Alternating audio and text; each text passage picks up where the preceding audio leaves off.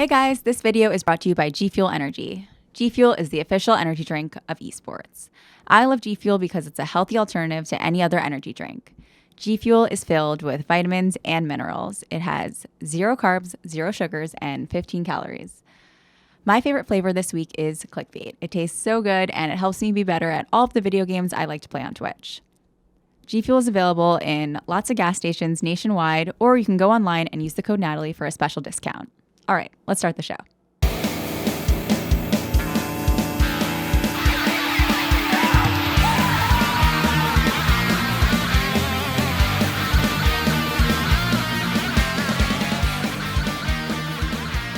Welcome to another episode of Help with Natalie. I am here with an amazing comedian, Candyce Haynes, otherwise known as Candyce Official. How are you? I'm good. Thank you for having me. Thank you for being here. It's almost like we've had this conversation before. Almost.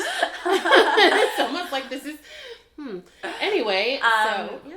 But before you ask me anything, I have to know this. How does it feel coming off of tour? Being on the road for 3 weeks, killing it across the country. I'm taking over her show. I don't care. Oh my God, Candyce! How do you feel? I feel kind of sad. Why? I miss it. Already? Yes. I don't want to... It misses you. I literally don't want to leave. I want to move into your house. You can come in. I really do. We're here, yeah. I learned so much. It was the most amazing experience ever. I met the best people. Feel really proud of myself. Like, ups, downs, everything. It was awesome. I think that we are all really proud of you. Oh. Seriously. No, I think we're proud of you.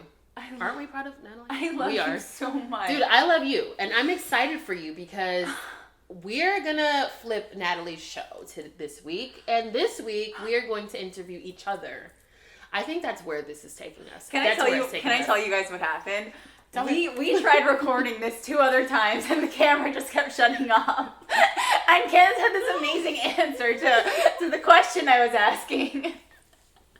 So then she just flipped it around this 3rd time. I was like, maybe that's what it is. I think maybe it's just... No, I'm going to ask it again. Deal. Okay. Candyce. Natalie.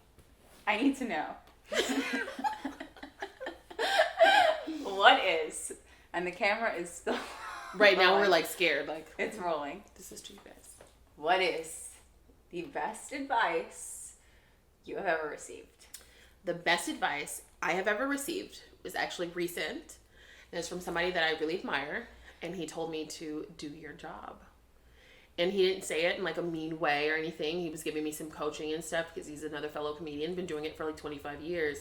But he said that because in the beginning of my set, I like acknowledged him and there was like time like in the beginning. And I think it's something that we do to kind of like warm up audiences and stuff. But a lot of comedians, the longer you do it, the more you know.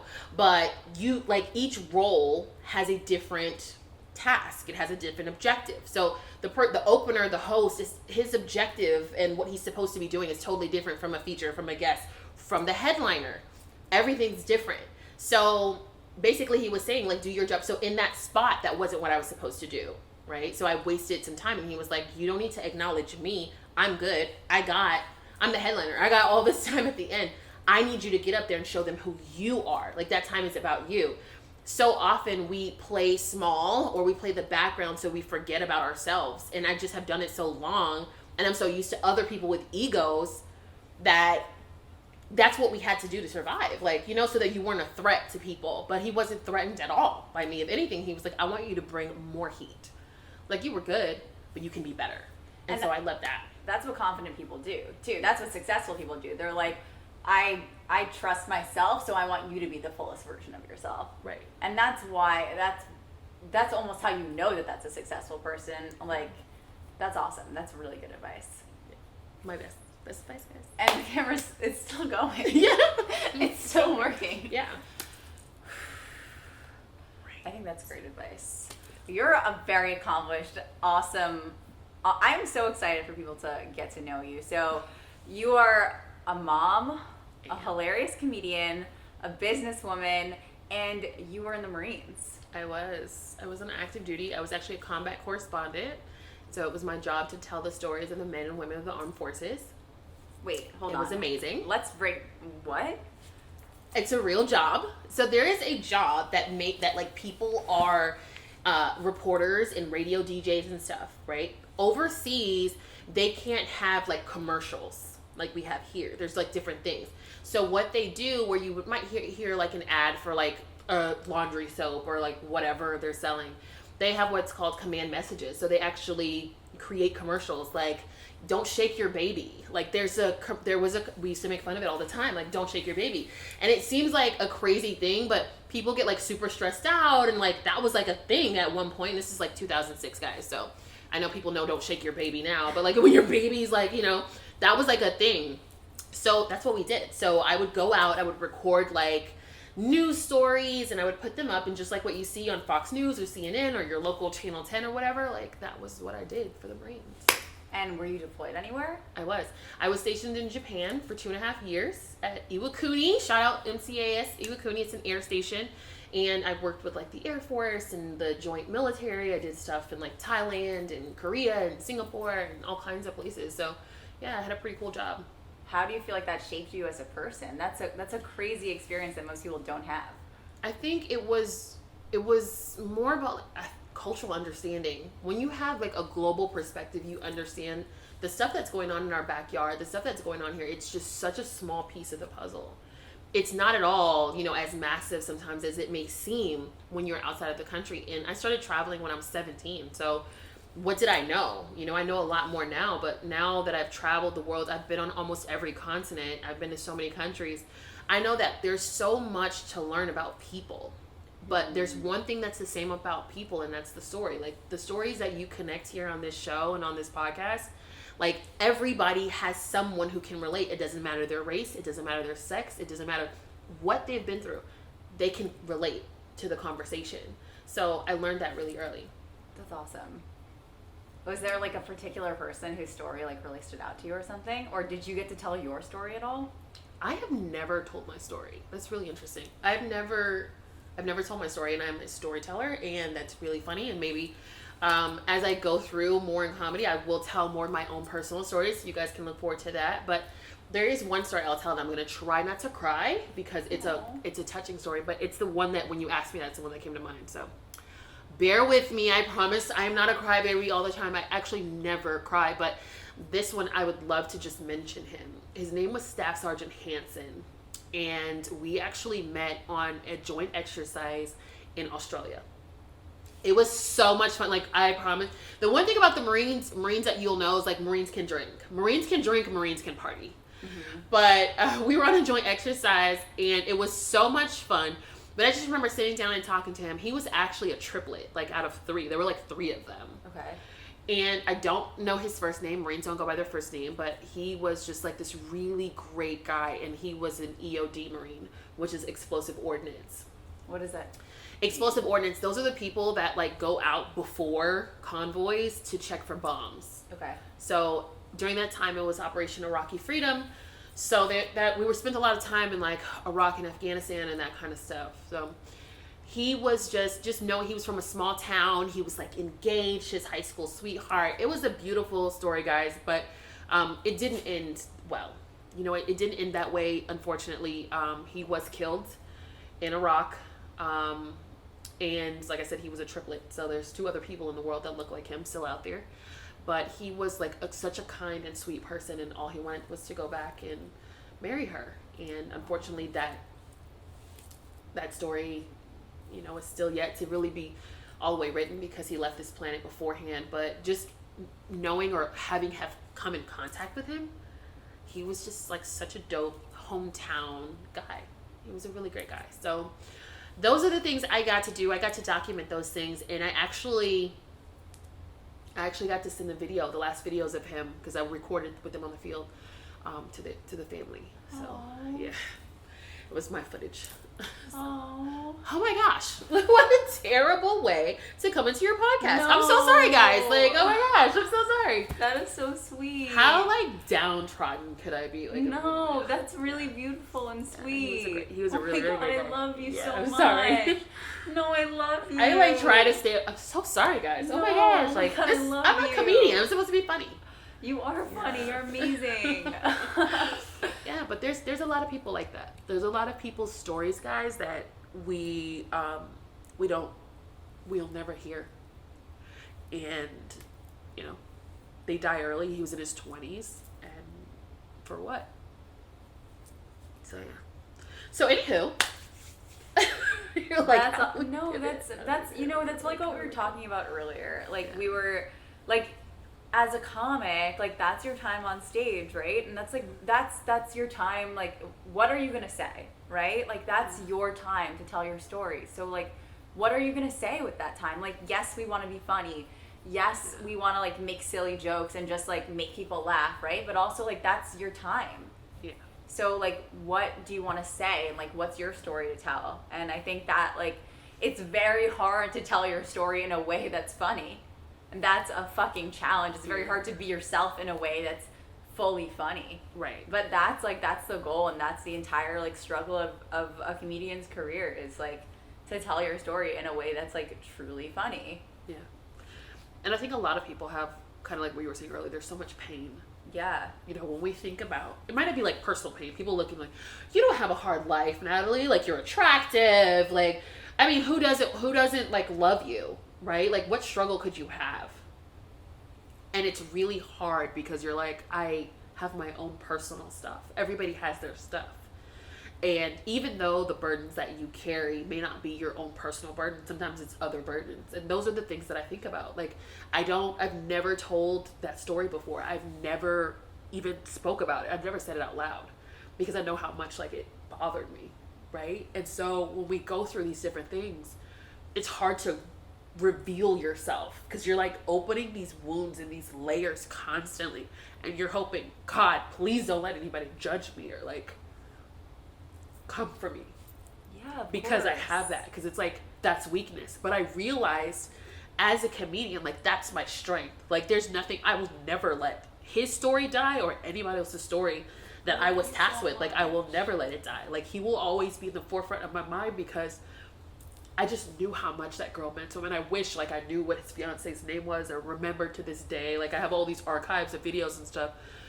But I think about that because we live in a place and we live in a very weird time where people take for granted life, human life. They're so mean to each other. Yes. You know, we had that conversation. They're so mean. They're so judgmental. And it's not even a problem for them to disrespect or belittle someone.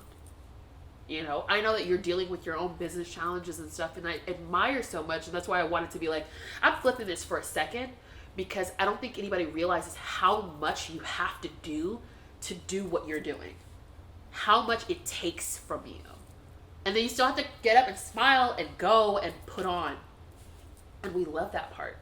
We love it. Like, I'm not complaining about it at all. Like, we literally will get paid nothing sometimes to, like, bare our souls for a couple giggles. It's like, please, thank you for your laughter. You know? So, yeah. It is. Like, bearing your soul, it's a lot. It's a lot. And that, yeah, you have to fight through pain to even access that. And it's true. Like, I don't know why people are mean to each other. I know that it always comes from pain, and I know that, like, whenever I act out, and I know whenever anyone else is acting out, I know that it's coming from a place of pain, and I always try to remember that. But it doesn't necessarily make it okay. Right. And it's never going to completely go away. So it's hard to navigate in general. Yeah. It's funny because it's like the show yesterday. Oh, wow, look, easy to turn that around. Oh my, what a great, it was a great show. It was a great show. Yeah. So yesterday, the crowd was, like, very tight. Finally, like they were tight before I even got on stage. I finally just, like, broke them open. They were amazing, and it just took so much energy to get them. Like, it took so much to just fucking do so much crowd work, get them. They were finally there, and, like, I had them, but they were heckling me so much. starting all of these chants, just like yelling, and at a certain point, like it's so hard to it's so hard to just like manage. Yeah. It really is. Like the energy that it takes. Like, and then it's funny because like I did just like stop my act, which I've done this before, and I did just like lecture them. I don't think it was as bad as you think it was though. Like, I mean, just as somebody, like, I always love watching your set, but like I was watching that particular part, and even the chant, it's like at first I didn't even know that it was bothering you. Like you, like, when I tell you, like, you had your armor on and you were just going. So I was like, oh, okay. Yeah. But it was like Winn-Dixie. I thought it was Winn-Dixie, right? We all had like our thing on like who we thought it was, like who was that person that like really was like doing the absolute most. But you don't see that in the crowd. You on stage, you're like really taking all of these different energies in. Yeah. And you're having to deal with it. Like now, and it's like, oh, by the way, make me laugh now. Yeah. And then it's like, then you have to address it. But like, I love what you do because you really address things like as they're there. You address it while it's there. Like you were like, wow, you guys really are just, you're going to give me that one, you're like, yeah. I was like, what? Well, it's funny. I had such high expectations because I felt like my set Wednesday at Off the Hook was fucking awesome. It was. It was amazing, and I love the way that club treats comics. And Tampa on Thursday was, Saturday, I don't even know days, was just incredible, and everyone was really great. And then, so I just had like I was just like riding this high, and I just had this expectation that was so high for audiences because my sets had been so great and I'd been feeling so good. And then Sunday, I'm just hit with this like 6 p.m. Naples Sunday crowd, and damn, it's funny because I should have gone outside afterwards because so many people messaged me and they're like, we wish we saw you outside afterwards, like you were great, blah blah blah blah blah. And I was just being a little bitch, and I was like, no. But you did meet people inside. I did meet people inside. And you did take pictures. So. And I did take pictures, but I know that there were like more people that like would have wanted to meet me. And what means the most to me is that like most of them were women, and for some reason I just feel like relating to women is so important to me because that's my experience, and like telling my story to women is just very important to me because that's my story, that is who I'm speaking to a lot in my act. And like it's funny because online like my following is mostly men, but I know that in person after shows it's like my new, like the people that are like, oh, I'm gonna start following you now, it's usually women that I speak to in my act, and I really like that because that is like who I'm talking to. Yeah. So that felt good because that's my experience. Like that's my life. I'm a fucking woman. Like those are my struggles. So. And I love the radical honesty in it. Like, I think that's the coolest thing. Like, no hype, because this is Natalie's show. Just seriously, I love that. The apology video. Oh my god. Candice went outside and got an apology video from one of the hecklers, which was amazing. And then he found my Facebook, liked all of my photos, and sent me like a long message. And I sent him like something nice back because honestly, like I'm not trying to make someone have a hard time sleeping at night. It's not a big deal, and it's like a learning experience for everyone. Like everyone deals with these nights. Like everyone gets humbled by a heckler, and like everyone has to deal how to navigate like a sea of hecklers chanting, interrupting your jokes. It's like comedy is timing. Yeah. Like comedy is timing. Yeah. So if I get in a rhythm with my jokes, I'm like, oh, finally I won the crowd over. I can do my material. Thank God. Nope, I can't. It's just so aggravating. So it's just like, comedy is timing, and people don't realize that. And I'm just such an asshole sometimes too that. You really weren't. Like I think you think that you were. Yeah. But you weren't. Like I get it. And from a professional standpoint, I understood. Yeah. Because I saw both sets. So if you see the sets how it's supposed to go. Yeah. And then you see when there's like a lot of interruptions, then you can see like the breakdown where it's like, this is hilarious, and it's like they miss it because they were still over here. Right. And that's what the guy didn't get. Like, he didn't get why that was a big deal. I think he was just like, oh, I'm so sorry. Like, I had just too many drinks. And he didn't understand, like, one interruption, okay. But, like, that it kept happening, that it was just distracting. It's like, you're distracting from the show. And, like... But that's also, like, that's life, And that's, like, what you have to... Life is, like, every moment is new. And, like, every moment is something you can't expect. And, back to what you were saying is that, like, I was just, like, lying in bed last night, like, looking at photos from the last 3 weeks. And I'm like... I don't know if I fully appreciated everything. Like, this is the first time that, like, I went on the road and I did, like, 7 shows where I did 45 to 50 minutes a show. And that's, like, a really fucking big deal for me. That's the first time I've ever done that.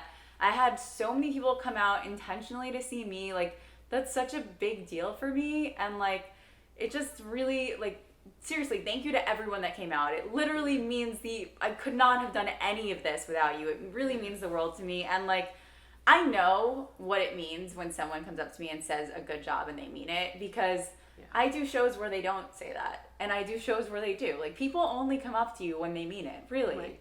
And, like, a lot, and, like, I feel really, really proud of myself. And, like, I've just worked really fucking hard. And I think, like, because there was so much pressure and I did so many shows, so close together, that, like, I didn't get to really, like, enjoy and appreciate all the work that I put into it in the last 3 weeks. I was just living in a lot of stress because I'm, like, driving and going to all these cities and doing radio and all this stuff that, like, and streaming, like, that I didn't really get to, like, appreciate, like, the work that I was doing the way that I wish I could have. Well, now you can go back and watch some of your stuff, read your comments, look at... I don't think people realize that, like, you don't have time, like, I try to, like, to check all your messages or to look at everything, like, right then, especially when you're on the road. But if you had to pick one show, one experience from the last 3 weeks that was absolutely amazing, which one would it be? I really like the Naples show and the Tampa show were just so amazing. And, like, I know it's ridiculous, but, like, really meeting you was so valuable to me. Like, I really started struggling, like, after the drive from Texas to Florida. I just started feeling, like, really overwhelmed. Like, I'd planned so many things and I wasn't sleeping and all this stuff. And after the Naples show, like, you and I sat in the driveway and we just talked for, like, an hour. And I was like, I have a friend. And, like, you gave me, like, the best, like, pep talk. And you, like, really believed in me. And it was just all, like, seriously, like, it sounds so stupid, but, like, you really sometimes just feel like it's just hard sometimes. And, like, that meant so much to me. And I know, like, you meet people on the road, but that, like, that friendship, like, just meant so much to me. And I was like, I fucking love this girl. Well, I love you too. But I freaking mean it, because you're freaking awesome. You're awesome. Like, I had stopped having fun at shows. Yeah. So, like, this is the truth. I had really stopped having fun. I was having so much anxiety. Yeah. And I was so freaked out because people don't think, like, there's this expectation of female comedians. And we have 2 totally different styles of comedy, right? Yeah. And my style is just, it's wordy and it's complicated because I'm, like, wordy, naturally complicated. And so it's like, I couldn't get to just the fun of it, like the fun of the jokes. And my mentor, shout out Ted is like, he called me the other day, we're talking, and he's like, do you have fun, like, when you're on stage? And I'm like, what the fuck? Do you have fun? Because it sounds like you have, like, so much anguish. Like, there's so much anguish, and, like, you're overthinking everything. And that's where I got that joke where I'm like, I literally overthink myself to sleep. I'll think about a joke, I'll think about writing, and I'll just be like, let me just take a nap. Like, I become like this old lady, and I'm like, I had just stopped, Natalie, I stopped having fun. I started to, like, kind of hate it a little bit, like, where I was like, because it was just, there was all these other expectations, and then you're just trying to be yourself, and you're wanting to find the best way. it's been a couple of years now, but I've been public speaking since I was 15. So it's not that it was even anything new dealing with audience. I've done with audiences of 10,000 people. Like, it's not even that it's a big, but it's you getting out of your own way and getting out of your head. And it really has to do with your environment. Like, your environment matters so much. Before, I have never, with any comedian, anyone, with all of the shows, hung out with them before the show. Before a set, before anything. And that's what made the difference for me in those sets. Like, she's not lying. You guys can look. We have pictures doing jumping up and down. We have pictures taking selfies. We have videos rowing oars backstage. We were losing our minds. We're losing our minds before we went on stage. Like, minutes before. Yeah. And then I was able to just go on stage and just be myself and have fun. And you're the first headliner that I had fun with. It's hard. That reminded me that, you know, Yeah. and you like even took time from like listening and going through your own ritual. Like, everybody has a ritual before we go on stage, but you were like so out of your own ritual. And I'm so like I'm so respectful of people's space before they go on stage that I try not to even be in the green room or anywhere. Like, I just want you to like, I know what it's like to be under a lot of pressure. And you've been like going, and it's your name that's on the marquee. Like, this is what everyone's there for. And you still were like just so kind and so dope. And I just love you for that, because you reminded me why I love this. Aww. You really did. Thank you. Thank you. For real. This is, I mean, it's just like people are mean in life. I spent the whole last episode talking about how people are mean. So I'm glad that this episode is about more positivity. Yeah. Tell me more about your business background. Tell me more about, like, you have a doctorate in business. I do. So tell me about that. I have a doctorate in business. I also have an honorary doctorate in humanities. Like, what the fuck? I know. I work with like I Change Nations, which is an international organization that works with like bringing in like not only literacy programs but like different speaking programs and like business development in different countries in like Africa and like Guyana and South America, and it's just so freaking cool. I don't know, like I have like this wealth of experience. I've done a lot in my life. I probably have more credentials than I care for, more because I don't know, like I just like learning stuff. Like, I love learning new stuff, and like comedy is my passion. I love it, and I love this career. But before that, there was like all this other stuff. There's all these experiences that I never talk about that I probably should talk about, that I don't. Like, even from like marketing, I was like a marketing director for like a medical dental company for like 5 years. So like I helped them to like grow their new patients and stuff. Like, I've done like all this stuff, and everything really came down to people. So everything that I've ever done, it has to do with human capital, and people don't understand that people need people. We can automate all day, but like we have to learn how to interact and engage and deal with each other better. Everything leads to that. Even telling those stories from the military to producing shows. I was a producer for Sesame Street for 2.5 years. Like, I've done all these things. I've done like advertising and stuff. And at the end of the day, it all required me to like work with other people and learn tact and learn how to like be a woman in business that can be assertive and direct, but not mean. I've been mean. I'm a reformed me. I try not to be, but it's easy to be frustrated when people take your kindness for a weakness, and then you're like, why? Why would you do that to me? What do you do? Like, when people, like, you're very good at like keeping the business hat on. Like, you're very, very good at this. It's been a long time. Like, that's why. how do you do that? Like, what's your advice to people that want to be more business oriented? Like, I really admire the way that, like, you're a successful woman. Like, what's your advice? Like, I know I asked the best advice you ever received, and I feel like it was more comedy oriented, but, you know, there are a lot of people that watch that don't do comedy. So, and maybe they don't do business, but what is your advice for someone that's like, really needs to compartmentalize those types of things? Because I feel that you are very good at putting your emotions aside and then just saying, okay, I'm going to do business right now. I think it's a combination of them. So I'm learning. I am in business. I've always been very black and white. Like, it's this. Like, this is it. Like, let's get the job done. Let's move forward. But I got that from the Marine Corps. Okay. It's accomplished a mission. That's it. Like, I don't care what it is. We had to reset and do whatever. It's accomplished a mission. Like, I'm going to make sure that we accomplished a mission, that we did everything we have on our plans for today, and that you make it to your flight on time. Like, I don't care about anything. Like, that's how my mind works. And so you have to set goals and be very clear about what you want and what's your objective. And if I know what my objective is at the end of the day, everything else, it doesn't matter. Like, those things, those small petty things, those things that like come in to rub us the wrong way, to throw us off track, to take us out of ourselves, of like who we are, they do not matter. Right. If you have a dream or a goal strong enough and you really go for that thing, then nothing can get into your way. So the goal should be really to focus on yourself. Like, when we look inward and don't look outward, we realize that we can take control of any situation. There's no one who can make me feel less than. And Eleanor Roosevelt said, no one can make you feel inferior if you don't do that yourself. There's an African proverb that says, if there's no enemy within, the enemy outside can do no harm. Like, I just constantly am dealing with myself. I don't care. Like, if someone else sees me and says, she's stuck up, or she thinks she's all that, or whatever that is, like, okay. For a long time, I used to be so hurt by that. I was so busy playing small, Natalie, because I was like, I don't want anyone to think that about me, because I don't think that I'm all that.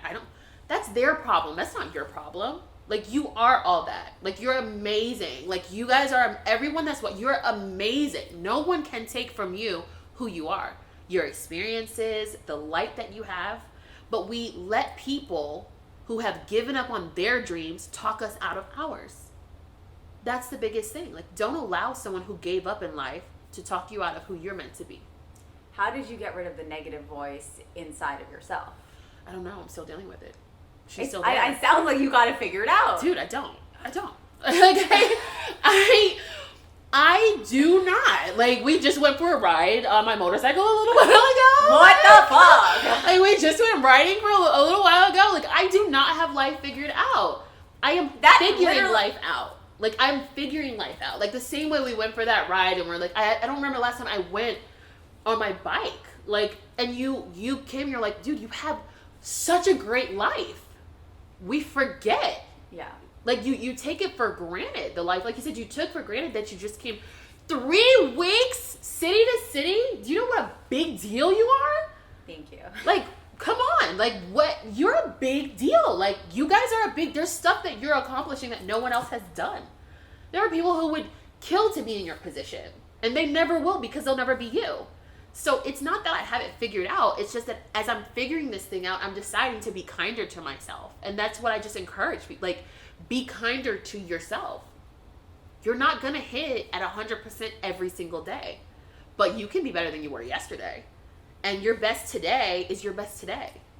How do you find, like, I find my dialogue begins to spiral. So, like, if I start one negative thought, then it's like, it just gets worse and worse, and I find it very hard to come out of it. So, like, if I start negativity, it becomes very hard for me to come out of it. Like, I just get very, very stuck there. Yeah. Like, what do you do to pull yourself out of that? Like, for me, it's just like, that's it. Like, my dad has always said that about me. He's always like, Natalie, once you're in there, like, you're fucking in there.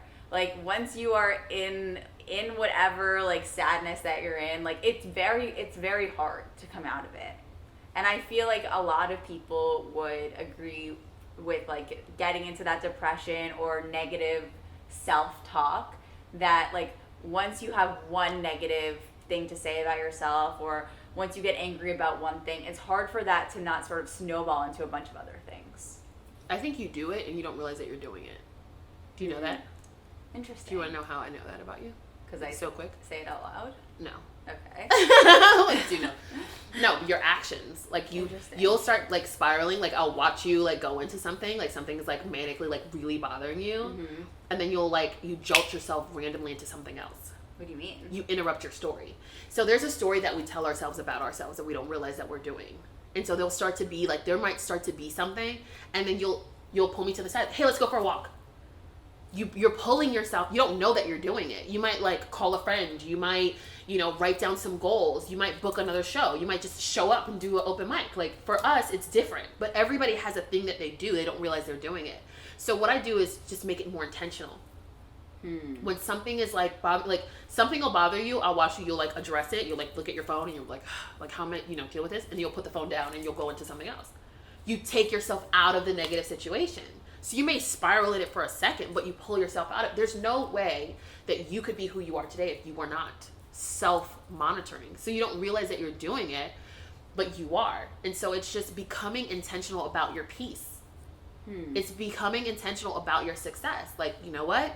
I am allowed to have a bad day. I'm allowed to have a negative thought. You're allowed to have a negative thought. It's okay. Like, it's nothing. You have to be Debbie up all the time. Like, no one is that way. Yeah. So it's just being fair and intentional to yourself that, yeah, I'm going to have a negative thought, but I'm going to intentionally put myself back on track. I'm going to intentionally put myself here. I'm going to take this negative energy and I'm going to make it something like hard. And one of the best ways that we do it, women do it all the time. We do it just to spite other women, where it's like, oh, well, she's like, oh, she thinks whatever. And it's like, you fucking right. And then you go and you come in a room and you kill it in the room and you shut it down and you shut down the conversation. It's like, that's self-monitoring. Right. It's being intentional about your peace. And it's like, I am an alpha. I'm coming in. I'm going to shut this thing down. Yeah. And I'm me. And I don't need anyone else or anything else to prove that. The craziest thing about our friendship is that I haven't asked your astrological sign. I think you have, dude. I feel like that's you. It's because I have no devices by me. But it's not me. It has to be.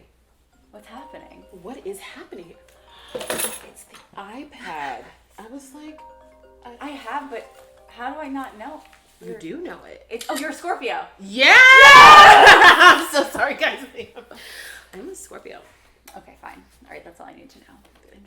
Interesting. That's all. That was the iPad, guys. Yeah, I just thought about like the alphaness, and I was like, oh, the sign. What is it? What is it? What is it? What is it that made you go like, oh, I want to do comedy? I know they ask it on every podcast. Right. I don't know. And people always look for this really profound No, I answer know. from It's me. an annoying. Yeah, it's like I don't know. Yeah. I think I just love it. Like I have always loved comedy. Comedy has been like my little secret escape. Yeah. And I hadn't like really publicized it. Like I wasn't even promoting it on social media. It was just something I was doing for myself. Mm-hmm. I didn't want, like, because I'm in the business world and because I was a Marine, because I have all this whatever, I just was like, for the longest time, like not putting it out there. I would just like secretly work on my content and go do shows and just be to myself, my little bubble. Yeah. But after a while, like I said, of like self-monitoring, right? And like deciding not to play small, I was like, I'm putting it out there. Like, who cares? Mm-hmm. We have like contracts with like cities and like all this other kind of stuff. So I was like concerned about those things. But at some point in your life, you have to decide, like, when are you going to bet on yourself? I've bet on everyone else. Like, when am I going to bet on me? And I just was like, I'm betting on me. And I'm going to have fun while I'm betting on me. Yes. What do you think is like, what do you talk about the most in your act, would you say? I talk about, okay, so recently I'm talking more about like my relationship, which I never did. I'm such a private person. I don't talk about my kids ever. In all of my new stuff, I start talking about my dynamics of like my life, but mostly I talk about like my experiences in like business, because for the longest time, that's what validated me was like my accomplishments from like school or the Marine Corps or corporate America. Is it funny? Yeah. You know, I get booked a lot for that because I do like more corporate, like for a long time I did more corporate comedy. So that's like at trainings and seminars and that kind of stuff. It's a whole nother world from like nightclub comedy. Money. Yeah. It's like it's way more money. Seriously, it is. But, you can only go so far without touching those other areas of yourself. And I think that's the part of the conversation where like, well, guess what, Candice? We're going to get to know you. Like, I'm just so used to being like putting that broadcaster hat on and being like very in this box that's the biggest challenge for me, is like letting people in to like see me cry on a pot. Like I would never in the past. It's like I have to present myself as like this pristine person that has it all together. And I'm telling you right now, I really don't have it together at all. I'm figuring it out like everyone else, and I am having a blast doing it. What's like, when you say like you want to tell your story, like what is your, like, I've obviously, like, we don't have that much time, but what is, like, what's your story? Like what is your story? Well, my story is like, I came from an amazing family. My parents have been together for 35 years. I'm 34. My grandparents have been together for 64 years, since my grandma was a teenager. My grandfather came to Florida, my mom's side, came to Florida with $14 in a shoebox. He was one of, I don't even know, was it like 14 to 17 kids? And he left his family to come here and build a family. And he had 6 kids of his own that they put through school and they raised, and they're still there. And I just came from my grandma's house yesterday. I come from a family of like staying together, and I feel like it's not popular here. And so I think that's another reason why I've never really had those different conversations. But like, we go to like theme parks together. Like we do all this stuff. My grandma's 81st birthday was about a week and a half ago, and they did it here at my house. It was casino night. And I was able to like give my grandma this really great experience because she likes the casino. Like, older people don't have like a whole lot of things they like to do now, but they do enjoy the casino on Tuesdays, Natalie. On Tuesdays, you can go to the casino and get like free play, and she loves that. So like, that's my life. I'm a mom. I have 3 kids. 2 of them are from my husband's previous marriage. So I'm a stepmom. And we talked a little bit about step parenting and dating people with kids. Like, I thought I would be like the rich auntie. Like, I was the rich auntie, rich friend. Like, I was going to be super successful and like go hard. Like, I thought that was going to be my life. And then like, that totally took a turn for the interesting, because I live in suburbia and I'm a mom. And, you know, my son just went to go get a physical for football. My 16-year-old and my 12-year-old's amazing artist. Like, and my 6-year-old is a grown ass man. Like, it's so interesting. And then being a wife is amazing too, because we are both young and figuring it out, and we both made mistakes. You know, there was so many things on both sides, but we were like working through it. So I realized there was so much more to my life than just business. Like, for me, family is everything. Like, you're family for me. So I look out for family because that's what I know. So people think it's the strangest thing when you're a genuine person, you have genuine intentions. Like, they think this shit is weak. Like, the fuck, you don't want anything? Like, dude, I have everything I could ever want in life. Like, no, I don't need shit from you. Like, whether anybody ever helped me in anything in life, like, I'm gonna be fine because I'm a hustler. Like, I will fight my way through. I will figure that shit out. Like, I've done it my entire life. No one gave me anything. No one helped me. No one said, hey. Like, it's in recent years that when people are kind, it's like, wow, thank you, karma, finally, for helping me to manifest the right squad. Because I didn't have any of that. Like, I only had betrayal and heartbreak, and I didn't have friends either. People that I helped, like, shitted on me, like, time and time again. That was my life. And it sucked because you're successful, so people think, oh, you're successful, you're attractive. Life's easy for you. They didn't, like, look at the lonely nights in the hotels and talking to myself, and, like, the only validation of friends you have is random strangers online that were like, wow, like, you're really dope. Like, wow, they see I'm dope, but the people in my immediate circle think that I'm shit. Like, so I have, like, this interesting story. And like I said, I have these amazing people I was in contact with. Some of them are no longer on this planet. They're off to the cosmos somewhere, and I don't want to let their stories die at all. You know, there's so many people, so many people that came before us that we really have to put on for. I'm not putting on for anybody at this point, but I am going to remember Staff Sergeant Hansen. I am going to bust my ass for Master Sergeant Cardella, who looked out for me. Like, I am going to be the best version of me because I realized no one gave a shit about their stories until I was telling them. And I have the power to do that now with comedy, and people care. Like, people care like they've never cared before. So, you know, my story is about me, but it's really more about, like, all the amazing people that were in my life or that I come in contact with, like you, on a daily basis, because we are able to, like, multiply and go forth and, like, spread not only positivity, but spread the truth. Like, the truth hurts and it sucks and life's hard, And no one's going to give you anything, and people are going to betray you, and they're going to hurt your feelings. Oh, well. You don't have to push that same agenda forward. You don't have to be that person. Because I'm sure people were nasty to you, and you could be a nasty headliner, but guess what? You're not. And that's your personal choice. And so that shows me that I can make better choices, and I can do great things moving forward, and so I can pass that forward. That's all we can do, is take our experiences and share them, just like you share in your podcast. I love you. I love you. My gosh. I have to tell you guys this story. So I'm always doing this where I'm like, I should have sat on that side of Natalie. Here's why. Why? The other day, I never share stuff like this. Whatever. On Natalie's podcast, it's anything goes. Dude, I went to the dentist and they're like, oh, you have a couple cavities. I was like, I never have cavities. Like, what do you mean? Okay. So yeah, I get the they fill the cavities, but they were like, oh, they did root canal and they had to extract the tooth. So I was like, oh my God, I can not have a tooth.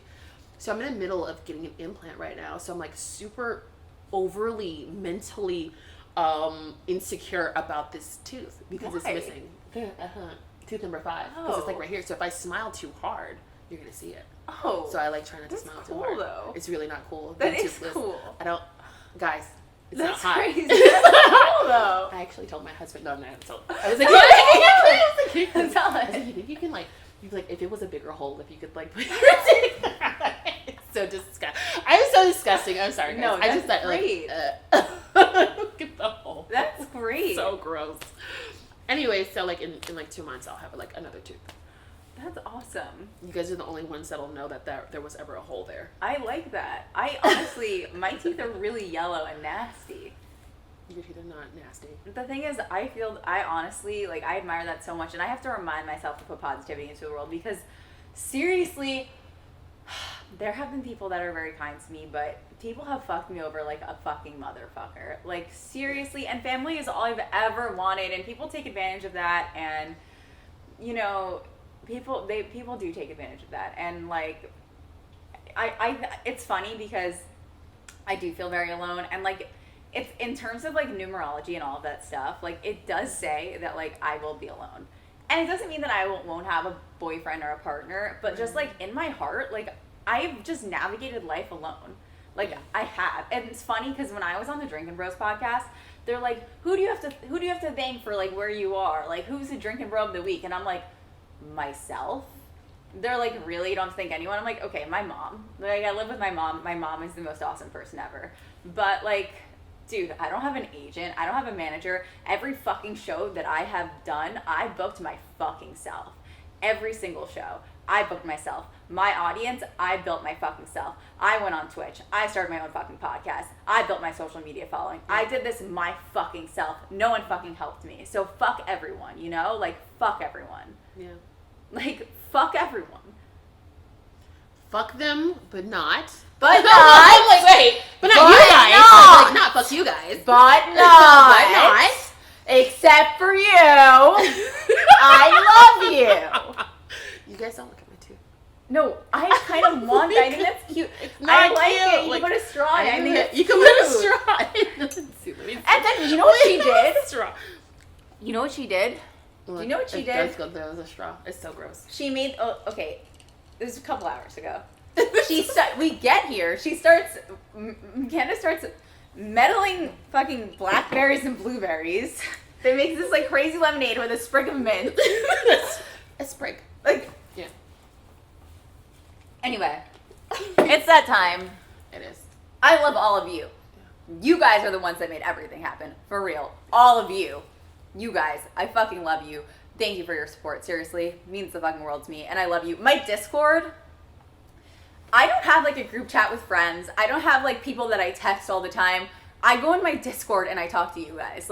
I literally go on Discord and I talk to you about what I'm doing. You guys are the people that I fucking talk to all the time, and I love you. And when I'm doing a show and I know that people from Twitch are in the audience, that's when I feel comfortable and supported. So seriously, I love you guys and thank you. Now, speaking of, I always pull a card from an oracle deck during my show, during my podcast. The last episode, I didn't have an oracle deck. I had a tarot deck. Oracle decks are just more like vague than tarot decks, and they don't have to follow like a certain suit and whatever. Doesn't matter because it's a tarot deck. The last episode I did tarot deck, and this one a fan brought me at the Tampa show. Shout out to Contemporary Sherm on Instagram. He made me some awesome art, and he brought me this dog tarot deck. He was Which like, I love. I know you love dogs. I know you love tarot. He brought this to my show. It was so awesome. Yeah. Your fans are the best. They really are. Yeah. And what I like to do is I like to keep it here for the whole episode, and I like to see if it encapsulated the energy of the episode when we pull it forward. Oh, this is going to be good. It's very cool. It says, unlock the secrets behind your dog's confounding behavior with the help of this illustrated oracle deck. Oh, is it? It's not. Okay, I don't know. It says tarot deck on the front. I don't know.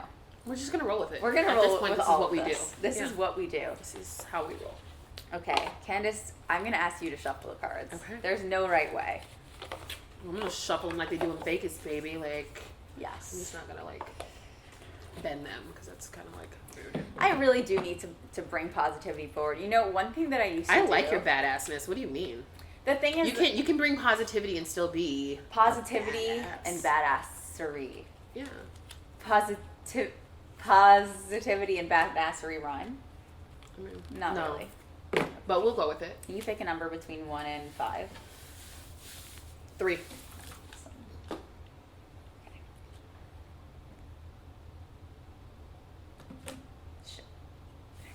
Can you pick a deck?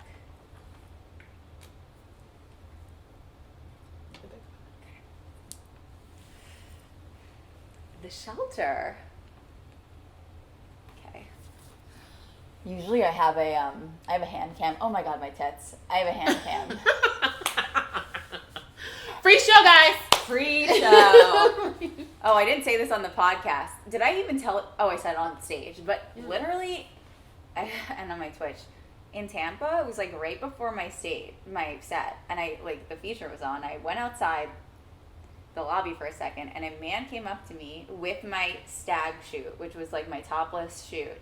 He had a photo of me naked, and he asked me to sign my own tits and make it out to Papa Hollywood. Now everyone's gonna be looking for Papa Hollywood. I said, I really have to go. I feel like it's kind of like, we'll unpack that on a different day. On a different On day. a different day. Yeah. The shelter. It's very cute. It's a doggy thinking of a doggy house. I like it. Okay. The shelter. Okay. There we go. The shelter. The shelter symbolizes hope. It reminds us that even the worst situations can turn out for the best. When you draw the shelter, it's likely there's a positive outcome to the issue you are facing. Maybe your pug, Gizmo, pees on the piano teacher's shoes every week. Maybe your cattle dog / Dalmatian / Slab / Shar-Pei mix, Fanny Boo, what is whines plaintively when purebreds parade to tumultuous applause at televised dog shows. The shelter counsels us to persevere. There is a constructive way out of every difficulty. People often draw the shelter when they are despondent and feeling hopeless. At those times, remember the determination of a shelter dog and his ability to charm a human into taking him home with only a loving gaze. As people, we must learn to be as resourceful as our dogs. When the shelter appears with the Wheel of Fortune in a reading, it indicates that a profound sense of destiny was involved in bringing you together with your pet. Be respectful of that relationship.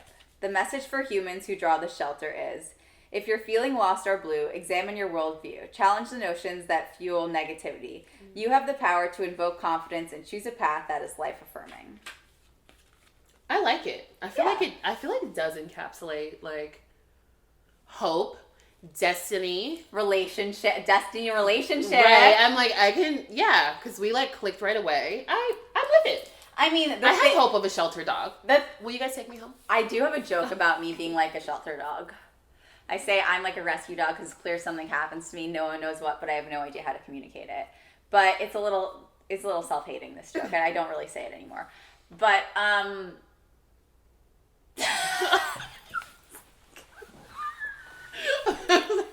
didn't say it. you're like, we're not gonna listen. The thing is, this deck is awesome But it seems like you draw a card with a dog. Right. I think so.